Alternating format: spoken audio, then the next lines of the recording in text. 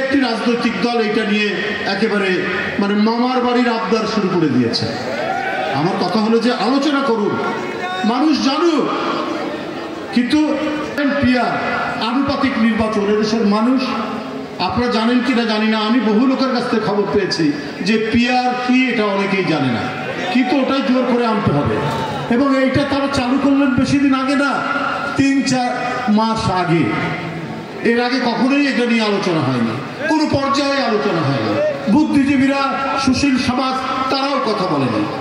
এখন হঠাৎ করে পিয়ার আনুপাতিক ভোট এইটা দিতে হবে, জোর জবরদস্তি, এটা ছাড়া তারা মানবেন না, নির্বাচনে যাবেন না। ভাই এইরকম তো কথা ছিল না। এদেশের মানুষ জানে আপনার এখানে কে জনপ্রতিনিধি আপনারা করবেন, সেই ব্যক্তিকে যদি আপনারা না চেনেন তাহলে ওই ভোট একটা দলের নামে বা দলের প্রতীকের নামে ভোট দিয়ে আপনারা কাকে ভোট দিবেন? আপনারা তো সেই ব্যক্তিকে ভোট দিবেন যে আপনার সুখে দুঃখে আনন্দ বেদনায় আপনার কাছাকাছি, আপনার পাশাপাশি যারা থেকেছে, আপনারা তাকেই তো ভোট দিবেন। কিন্তু পিয়ার পদ্ধতিতে সেটা নয়, হয় কোনো দলকে দিতে হবে না দলের নামে প্রতীককে, তারপরে কেন্দ্র থেকে বাছাই করে দেবে। তো এটা তো মানুষ পরিচিত নয় এই ধারণার সাথে, কিন্তু দুই একটি রাজনৈতিক দল এটা নিয়ে একেবারে মানে মামার বাড়ির আবদার শুরু করে দিয়েছে। আমার কথা হলো যে আলোচনা করুন, মানুষ জানুক, কিন্তু অবস্থায় নেই বলে আমি মনে করি। যে রক্তঝরা আন্দোলনের মধ্যে দিয়ে 5ই আগস্ট একটা ভয়ঙ্কর রক্তপিপাসু দানবের পতন হলো, তারপরে এই দেশে মানুষ প্রত্যাশা করেছিল যে একটা স্বস্তি এবং শান্তিময় রাজনীতির পরিবেশ তৈরি হবে। মানুষের সেই প্রত্যাশা এখনো রয়েছে, এখনো শেষ হয়ে যায়নি।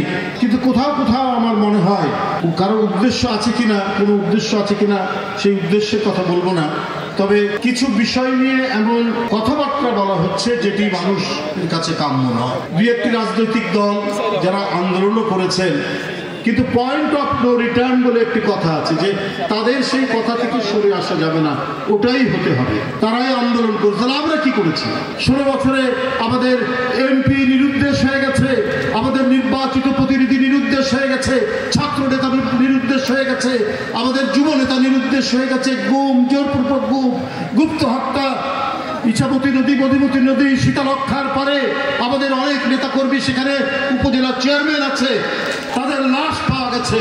এই যে একটি ভয়ঙ্কর ফ্যাসিবাদী শাসন মোকাবেলা করে জুলাই আগস্টের গত বছরের অভ্যুত্থানের যে মাঠ তৈরি করলো দেশনেত্রী বেগম খালেদা জিয়া এবং তারেক রহমান সাহেব, বিএনপির ভারপ্রাপ্ত চেয়ারম্যান, এগুলো কি সব বৃথায় গেছে?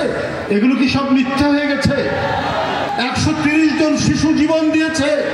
এই শিশুগুলো কোন পরিবারে? আহাত নামে একটি শিশু, এই 10-12 বছরের ছেলে, আমি তো শিশু, 130 জন মারা গেছে। ছাত্র জনতা তো মারা গেছে। তো এই আন্দোলনের যারা জীবন দিয়েছে তারা অধিকাংশই তো বিএনপি পরিবারে। আর বিএনপির নেতাকর্মী সরাসরি যারা মিছিল মিটিং করে, এই ধরনের প্রায় 450 উপর নেতাকর্মী মারা গেছে। তাহলে সব বৃথা। আজকে সংস্কার নিয়ে সংস্কার কমিশন হয়েছে, তারা বসছেন, অনেক বিষয় সবাই একমত হচ্ছেন, আবার কোনো কোনো বিষয়ে দ্বিমত হচ্ছেন। এটা তো গণতন্ত্রের রীতি। কিন্তু আগে দিচ্ছেন প্রস্তাবনা, তারপরে দিচ্ছেন শর্ত, এটা কিরকম?